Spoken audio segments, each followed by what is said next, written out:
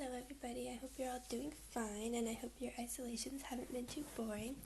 I'm good. I'm just in Massachusetts in my kitchen coming to you through the internet to talk about education in Spain. Here we go. Since all of us are in college, I guess it's safe to say that we value education pretty highly. Education means something different to everybody, and in the US it takes a lot of forms. Optimistically, a quality education opens doors and makes the American dream of social mobility a more attainable reality. But for some people, maybe a degree might be more of an obligation or a source of debt and financial stress. In Spain, education is held in high esteem, as you can see from this quote from King Juan Carlos himself. Due to the citizens' efforts and the continued impetus of the government, access to education has universalized, becoming an effective fundamental right. Way back in the day, this was definitely not the case.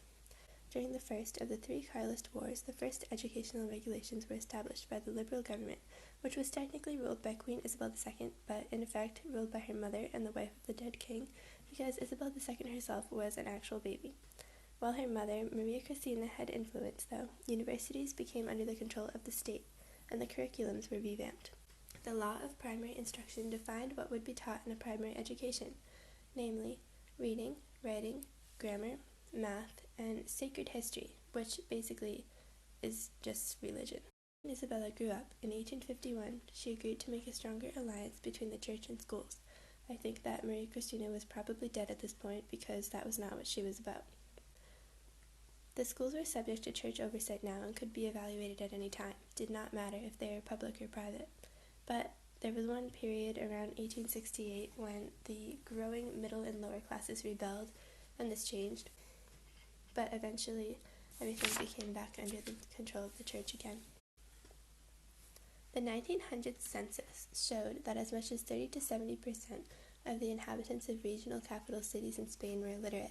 The highest rates were found in southern Spain because of the higher prevalence of agriculture there.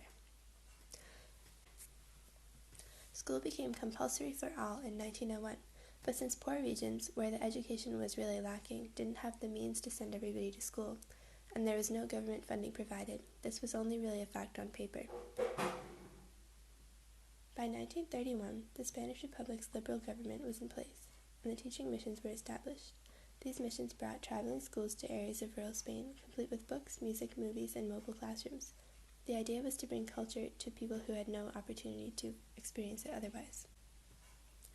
A unique thing about the Second Republic was that they were very committed to the separation of church and state. In this quote, a teacher from this government explains why this was. And above all, to demonstrate one thing, that Spanish culture was not Spanish Christian education, it was Spanish culture. It was a civilized education instead of a religious education. That's what the educational missions were for, to bring the people closer to the treasure of national wisdom. Certainly not to get them to say novenas and pray. It was something else. It was to give them a citizen's education. Under Franco, immediately nearly 50% of teachers from the Republic either disappeared or fled. Catholicism was once again the focal point of an education, and children received very sex-specific educations. Girls were being prepared for lives of homemaking, and boys to be breadwinners. In 1971, the General Education Law made school attendance compulsory and theoretically free from ages 6 to 14. But once again, as in 1901, the poorer regions could not find the resources to have enough classroom seats available in public schools. To compensate, the government ended up providing a stipend to allow more students to attend private schools for free in order to deliver on the promise of free universal education. In 1990, attendance became mandatory up to age 16, and in response to a generally lackluster performance by the school system, as viewed by the citizens, the LOCE incentivized teachers who went above and beyond to help their students. It standardized the Bachillerato exams, I definitely said that wrong, which university-bound students must take when they leave secondary schooling at 18, and diversified the range of outcomes one can achieve through the Spanish school system to accommodate people who didn't necessarily want to go to university. This shows the different tracks that you could take through the Spanish school system.